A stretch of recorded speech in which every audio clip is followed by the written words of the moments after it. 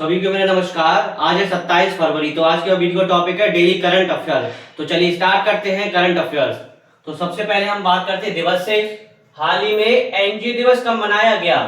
तो हाल ही में मतलब एनजीओ दिवस कब मनाया गया, फिर कब मनाया जाएगा? तो 27 फरवरी को, हर साल 27 फरवरी को एनजीओ दिवस मनाया जाता है। तो आपको क्वेश्चन सीधे सीधे पूछा जाएगा कि एनजीओ दिवस कब मनाया जाता है? तो 27 फरवरी को एनजीओ दिवस मनाया जाता है। नेक्स्ट क्वेश्चन है, ये महत्वपूर्ण क्वेश्चन है दूसरा। हाल ही में इंस्टाग्राम पर 100 मिलियन फॉलोअर्स वाले दुनिया के पहले राजनेता कौन बने? यानी कि जिनके इंस्टाग्राम पर 100 मिलियन फॉलोअर हो गए हैं, वो दुनिया के पहले राजनेता कौन बने हैं? तो पहले राजनेता अपने देश भारत के जो वर्तमान में प्रधानमंत्री नरेंद्र मोदी जी हैं, ये बने हैं। यानी कि इनके 100 मिलियन इंस्टाग्राम पे फॉलोअर हो गए, तो ये दुनिया के पहले राजनेता की बात हो रही है। राजनेता कौन बने हैं? हमारे देश के प्रधानमंत्री माननीय नरेंद्र मोदी जी, जिनके के जी इंस्टाग्राम पे 100 मिलियन फॉलोअर हो गए हैं। किस राज्य सरकार ने पीएम श्री स्कूल योजना की तर्ज पर राज्य श्री स्कूल योजना शुरू करने की घोषणा करी? जैसे कि पीएम श्री स्कूल योजना केंद्र की है, वैसे राज्य श्री स्कूल योजना शुरू करने की घोषणा की। तो किस राज्य सरकार ने की है? तो चलिए हम समझते हैं इसके बारे में। ये दी है हरियाणा में। तो हरियाणा की बात करते हैं। हरियाणा की कैपिटल क्या है, उसके वर्तमान में सीएम कौन है, गवर्नर कौन है, दूसरा लोकसभा की सीटें कितनी, राज्यसभा की सीटें कितनी, विधानसभा की सीटें कितनी है? तो हरियाणा के बारे में समझते हैं। हरियाणा की कैपिटल है चंडीगढ़ और सीएम है नायब सिंह सैनी। गवर्नर कौन है? प्रोफेसर आसिफ मोहम्मद घोष। कौन है? आसिफ मोहम्मद घोष। लोकसभा सीटें 10 है, राज्यसभा की 5 है, विधानसभा की 90। महत्वपूर्ण यह कि हांसी हरियाणा का 23वां जिला बना है। यानी हांसी हरियाणा का 23वां जिला। क्वेश्चन सीधे सीधे पूछेगा, हांसी किस राज्य का 23वां जिला बना है? तो हांसी हरियाणा का 23वां जिला बना। तो हरियाणा में वर्तमान में जिलों की संख्या कितनी हो गई? 23 हो गई है। दूसरा बांध है, नेशनल पार्क 2 है, Kaleshwar national park, Sultanpur national park. Haryana में 2 नेशनल पार्क और भी हैं। सबसे मेन ये है कि कालेश्वर नेशनल पार्क और सुल्तानपुर नेशनल पार्क कहां है? हरियाणा में। तो हरियाणा का 23वां जिला कौन सा बना है? हांसी 23वां जिला हरियाणा का बना है। नेक्स्ट है, ये भी महत्वपूर्ण है। ये भी महत्वपूर्ण था, किस स्थान पर सड़क दुर्घटना के पीड़ितों की मदद के लिए, यानी कि किस स्थान पर सड़क दुर्घटना के पीड़ितों के लिए मदद करने वाले नागरिकों के लिए सहवीर योजना, कौन सी योजना? सहवीर योजना शुरू की गई। यानी कि किस स्थान पर जो दुर्घटना व्यक्ति हो जाता है, तो अगर उनकी कोई मदद करेगा, तो उनके लिए मतलब मदद करेगा तो उनको धनराशि दी जाएगी। सहवीर योजना कहां शुरू की गई है? की गई है दिल्ली में। अब योजना है क्या?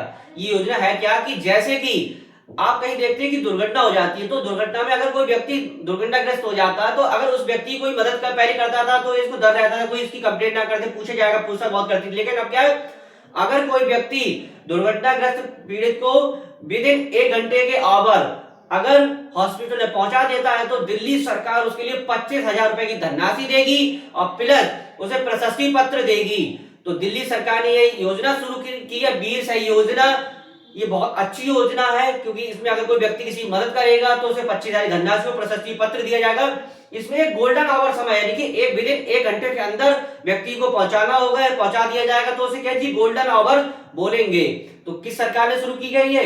ये दिल्ली सरकार ने शुरू की गई है। दिल्ली की बात करें, दिल्ली की CM Rekha Gupta, lieutenant governor Vinay Kumar Saxena जो 22वें नंबर के हैं। धनराशि दी जाएगी 25,000 रुपए की धनराशि।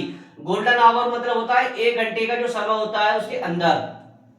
नेक्स्ट क्वेश्चन है, किसे यूनाइटेड नेशन ने रोड सेफ्टी के लिए ग्लोबल चैंपियन चुना? नहीं कि किसे यूनाइटेड नेशन ने रोड सेफ्टी के लिए ग्लोबल चैंपियन चुना? तो क्रिकेटर हमारे है सचिन तेंदुलकर, इनके लिए चुना है। नेक्स्ट है, ये भी महत्वपूर्ण छठाना, किस देश ने वास्तु प्रदूषण की कमी के लिए जीरो प्राइज लॉन्च किया? वास्तु प्रदूषण की कमी के लिए जीरो प्राइज लॉन्च किया। तो किस देश ने किया क्या जीरो प्राइज लॉन्च? ये अपने देश भारत ने किया है। अब भारत की बात करते हो, भारत से क्या क्या पता होना चाहिए? सबसे पहले भारत की कैपिटल पता होनी चाहिए। भारत की कैपिटल क्या है? नई दिल्ली। भारत की कैपिटल है नई दिल्ली। भारत में कुल रामसर स्थलीय संख्या कितनी होगी? 98 हो गई, 2 नए जोड़ गए, गुजरात के और उत्तर प्रदेश के। भारत की कुल साक्षरता दर कितनी होगी? 80.9% हो गई है। दूसरा, भारत क्षेत्रफल की दृष्टि से पूरे विश्व में कौन से नंबर पे आता है? 7वें नंबर पे आता है। अब भारत जनसंख्या की दृष्टि से विश्व में कौन से नंबर पे आता है? पहले नंबर पे। इससे पहले क्या थी? चीन था। चीन की जनसंख्या क्या लगातार घटती जा रही है। दूसरा, भारत के बारे में एक चीज आपको पता होना चाहिए, भारत विश्व में किन किन मामलों में शीर्ष उत्पाद है। तो आप किन किन मामलों में शीर्ष उत्पाद, कि भारत में किन किन चीजों का उत्पादन विश्व में नंबर 1 पे होता है। सबसे पहले दूध, चावल और मखाने का उत्पादन शीर्ष राज्य है। आप एक ऐसे याद कर सकते हैं, जैसे खीर के बनाने के लिए आपको क्या आवश्यकता पड़ती है? सबसे पहले दूध की, फिर चावल की, और उसे अच्छा बनाने के लिए, क्वालिटी बनाने के लिए उसमें मखाना डाल सकते हैं। तो खीर से आपको याद कर सकते हैं, खीर बनाने के लिए चावल, दूध और मखाना की आवश्यकता होती है। तो भारत चावल, दूध और मखाना के उत्पादन शीर्ष राज्य और मसालों के उत्पादन भी शीर्ष राज्य है। तो चलिए भारत के बारे में समझते हैं। भारत की कैपिटल है नई दिल्ली। जनसंख्या की दृष्टि से पहले नंबर पर, क्षेत्र की दृष्टि से प्रथम, विश्व में स्थान, दूध के उत्पादन में प्रथम स्थान है पूरे विश्व में, चावल के उत्पादन में प्रथम स्थान है, मखाने के उत्पादन में प्रथम स्थान है और मसालों के उत्पादन में प्रथम स्थान है। अब क्वेश्चन यूपी से पूछते हैं, दूध के उत्पादन में भारत का कौन सा राज्य शीर्ष है? तो दूध के उत्पादन में भारत का कौन सा राज्य है? यूपी, उत्तर प्रदेश। चावल के उत्पादन में भारत का कौन सा राज्य शीर्ष है? तो पश्चिम बंगाल। कौन है? पश्चिम बंगाल। अब मखाने की बात करें, मखाना के उत्पादन में कौन है? बिहार। इन मखाना उत्पादन में कौन है? बिहार। उत्तर प्रदेश की बात करते हैं तो दूध के उत्पादन प्रथम स्थान है। मखाना के उत्पादन की बात करते हैं तो बिहार है नंबर 1, राज्य की बात हो रही है। और चावल के उत्पादन बात करते हो, पश्चिम बंगाल है। ये क्या था? ये थे राज्य की बात। देश में अपने कौन है? भारत। नेक्स्ट क्वेश्चन है, किस राज्य की ग्राम पंचायत की पहली नेट जीरो पंचायत बनी? नहीं, किस राज्य की ग्राम पंचायत पहली नेट जीरो ग्राम पंचायत बन गई? तो ये बनी है महाराष्ट्र की। अब जैसी बात महाराष्ट्र की बात करते हो, महाराष्ट्र आपको कैपिटल पता होनी, दूसरे उसके सीएम पता होना चाहिए, उसे गवर्नर पता होना चाहिए। महाराष्ट्र किसके उत्पादन शीर्ष राज्य है, इसके बारे में पता होना चाहिए। तो चलिए महाराष्ट्र की बात करते हैं। इसका उत्तर महाराष्ट्र, कैपिटल इसकी मुंबई, सीएम है देवेंद्र फडणवीस, गवर्नर है इसके आचार्य देवदत्त। दूसरा, ये महत्वपूर्ण लगा लीजिए, जरूर क्वेश्चन पूछा जाएगा, सौंदला जाति मुक्त गांव है ना भारत का। इनकी भारत का पहला जाति मुक्त गांव कौन सा? मतलब सौंदला। क्वेश्चन घुमा के पूछ सकता है कि भारत के किस राज्य का सौंदला गांव जाति मुक्त गांव बना है? तो महाराष्ट्र का। पूछे महाराष्ट्र का कौन सा गांव जाति मुक्त बना है? तो ऑप्शन तो क्या हो जाएगा? सौंदला। क्वेश्चन कैसे घुमा पूछे, आपको उत्तर सही लगाना है। दूसरा, भारत और किस देश ने वन्यजीव सहयोग बढ़ाने के लिए समझौता किया? भारत और किस देश ने वन्यजीव सहयोग बढ़ाने के लिए समझौता किया? तो हमारा देश कौन सा है? पड़ोसी नेपाल। इसका उत्तर होगा नेपाल। अब नेपाल की बात करते हैं, नेपाली कैपिटल क्या है? काठमांडू। और नेपाल की करेंसी मुद्रा क्या है? नेपाली रुपीस। और नेपाल में वर्तमान के सीएम कौन है? सुशीला कार्की नेपाल की कौन है? पीएम है। दूसरा, नेपाल की पीएम सुशीला कार्की हो गया। दूसरा, हिमालयन मोनाल नेपाल का क्या है? राष्ट्रीय पक्षी है। जो उत्तराखंड का क्या है? राजकीय पक्षी है। तो चलिए हिमालय नेपाल के बारे में समझते हैं। यदि भारत के देश में वन्यजीव सहयोग को बढ़ाने का समझौता पर हस्ताक्षर किए नेपाल ने।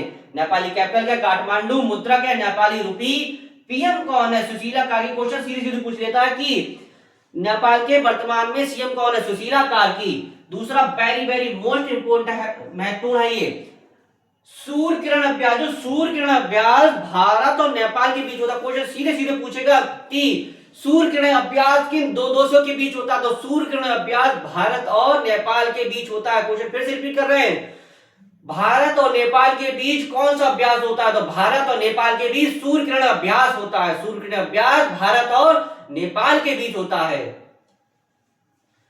ये भी महत्वपूर्ण है, ये भी बहुत महत्वपूर्ण है। कीमा रीता थेरपा जिन्होंने 31 बार माउंट एवरेस्ट पर फतेह शुरू की, यानी कीमा रीता शेरपा, इन्होंने 31 बार रिकॉर्ड, अपना ही रिकॉर्ड तोड़ा। 31 बार माउंट एवरेस्ट पर क्या चीज? चढ़ाई की है इन्होंने 31 बार। तो ये पुरुष वर्ग की है, तो पुरुष वर्ग की है, यानी कि पुरुष वर्ग कीमा रीता थेरपा ये कौन है? इन्होंने 31 बार माउंट एवरेस्ट पर चढ़ाई की है और इन्होंने क्या अपना ही रिकॉर्ड तोड़ा है। पूरे विश्व की बात हो रही यही है। अब महिला वर्ग की बात हो रही तो हेल्या शेरपा, सब भूल जाए तो शेरपा याद करिए। शेरपा इन्होंने क्या चीज? महिला वर्ग की ये महिला है, इन्होंने कितने 10 बार माउंट एवरेस्ट पर चढ़ाई की है, इन्होंने रिकॉर्ड बनाया है। महिला में कौन है? शेरपा याद करिएगा। और पुरुष में कौन है? रीता, इन्होंने 31 बार माउंट एवरेस्ट पर चढ़ाई की है।